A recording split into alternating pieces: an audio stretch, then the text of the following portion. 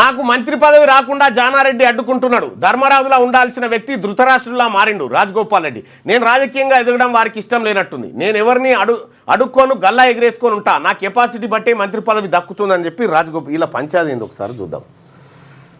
ఇదిలే ఆగా వస్తుంది.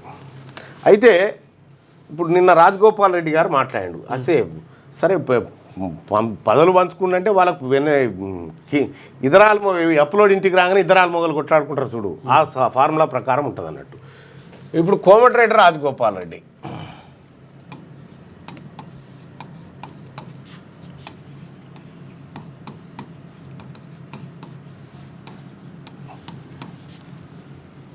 వర్సెస్ జానారెడ్డి. మనం ఈ బోర్డుల మీద రాసుకుంటున్నాం వీళ్ళు వర్సెస్, కానీ రాత్రి అయినాక మళ్ళీ కలుస్తారు, ఇబ్బంది ఏం లేదు, అది వేరే. అయితే ఇప్పుడు జానారెడ్డి గారి బాధ ఏంది? కోమటిరెడ్డి రాజగోపాల్ రెడ్డి గారి మంత్రి పదవిని అడ్డుకోవాల్సిన అవసరం ఈయనకేముంది? ఏముందంటే ఈయనకు ఇద్దరు పిల్లకాయలు ఉన్నారు కదా, ఆయన వీళ్ళ పేరేంది? రఘువీర్ రెడ్డి, జయవీర్ రెడ్డి. రఘువీర్, జయవీర్ రెడ్డి. అయితే ఈ ఇద్దరు పిల్లకాయలు ఉన్నారు కదా, వాళ్ళు మొదటిసారిగా ఒక ఆయన ఎంపీ, ఒక ఆయన ఎమ్మెల్యే అయింది కదా. సో మరి ఈ పరిస్థితుల్లో ఇక్కడ కోమటిరెడ్డి వెంకటరెడ్డి నామినేషన్ మంత్రి ఉంటాడు.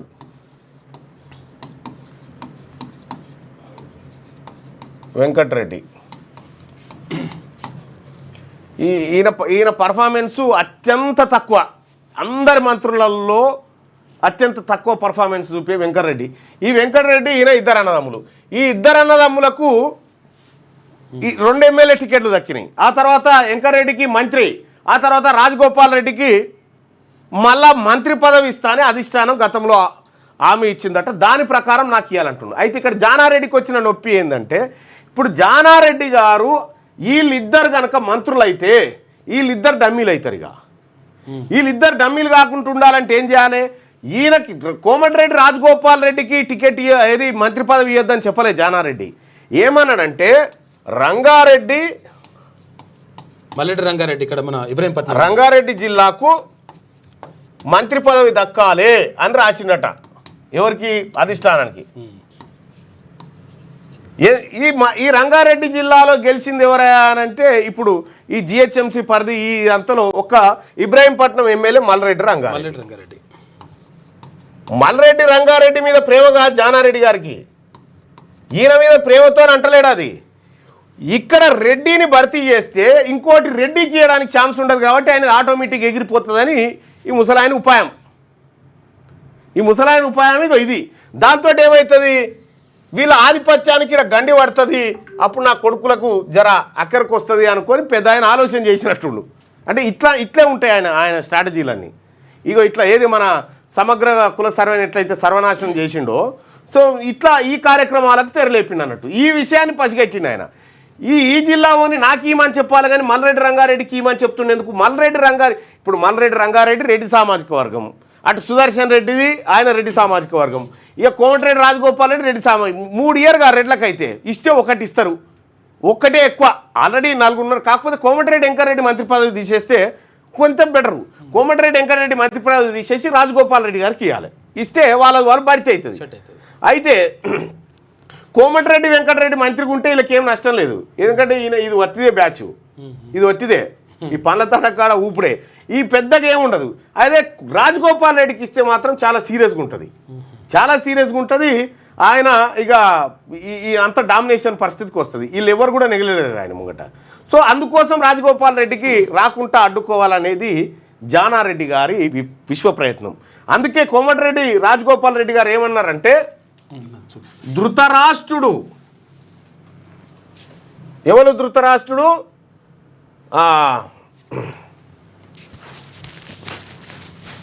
జానారెడ్డి ధృతరాష్ట్రుడు అని చెప్పానడు. ఒక్క నీకే కాదు, తెలంగాణలో ఉన్న బీసీలందరికీ ధృతరాష్ట్రుడే జానారెడ్డి గారు. ఉందా? తీసి 3-4 నిమిషాలు పెడతారు.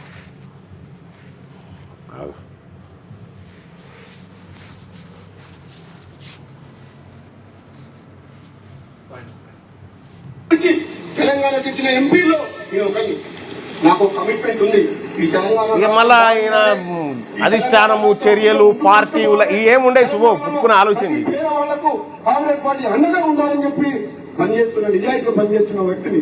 కాబట్టి నా విషయంలో కొందరు నాయకులు ఇది చెప్తే బాగుండదు, దుర్మార్గంగా ధర్మరాజులాగా ఉండాల్సిన జానారెడ్డి గారు కూడా మహాభారతంలో ధృతరాష్ట్రుని పాత్ర పోషిస్తాడు. ధృతరాష్ట్రుని పాత్ర పోషించుడు జానారెడ్డి గారు అని చెప్పి చెప్తా ఉన్నాడు. జానారెడ్డి తెలంగాణలో ఉన్నటువంటి బీసీలకు ద్రోహి. సో అది మేము ఓపెన్గా ప్రకటిస్తూ ఉన్నాం. ధృతరాష్ట్రుడు అని చెప్తా ఉన్నాం. ధృతరాష్ట్రుని కంటే ఎక్కువ. ధృతరాష్ట్రుడు అంటే ఎవరు? కౌరవుల తండ్రి. ఎస్. ఇప్పుడు జానారెడ్డి గారు ఒక్కడే ధృతరాష్ట్రుడు కాలే, ఆ పొరగాళ్ళు ఇద్దరిని కూడా కౌరవులను చేసిండు రాజగోపాల్ రెడ్డి. ఆ రఘువీరు జయవీరును కూడా కౌరవులను చేసిండు అన్నట్టు. మరి ఇప్పుడు పార్టీలో ఉండి పార్టీ నాయకుడిని అట్లా విమర్శించడం పార్టీ ఉల్లంఘన కాదంటే వాళ్ళకి నడుస్తుంది. వాళ్ళకి ఏముండదు. అది అట్టేముండదు. వికాస్ ఏముండవు. బాయ్ బాయ్ మనం బాయ్ బాయ్ రైట్. ఇట్లా వీళ్ళ పంచాయతీ అయితే ఇట్లా జరుగుతూ ఉంది.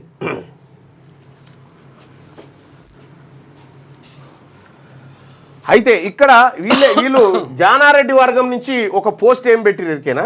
నేను ఎక్కడో చూసిన జానారెడ్డి వర్గం నుంచి ఒక పోస్టు. జానారెడ్డి ఆ పొలగాల జేవిరెడ్డి వాళ్ళు ఏం పెట్టిరంటే, నువ్వు నిజంగా ఇన్ని గెలిపించే సత్తా నీకుంటే మునుగోడులో ఎందుకు గెలవలేదు అని అడిగారు.